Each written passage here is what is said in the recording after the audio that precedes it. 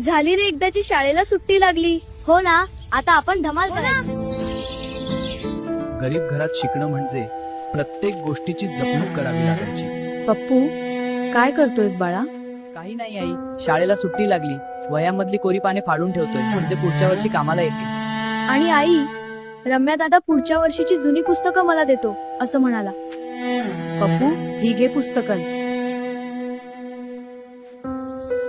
पैसे किती झाले रे दादा? ह्या सगळ्या पुस्तकांच्या निम्म्या किमतीनं 50 रुपये होतील बघ. बरं, मी आप्पांचा पगार झाला की तुला आणून देतो पैसे. लहानपणीच्या त्या साध्या दिवसांत जुन्या पुस्तकांतूनच अनेक मुलांची स्वप्न पुढे चालत राहायची. अशा कठीण परिस्थितीतून गेलेली अनेक मुलं आज मोठी स्वप्न पूर्ण करून मोठ्या मोठ्या पदावर काम करत आहेत. असे दिवस, अशी परिस्थिती आणि अशीच लहानपणीची स्वप्न तुमच्यापैकी कुणी कुणी असा अनुभव घेतला आहे का? असल्यास कमेंट करून नक्की सांगा.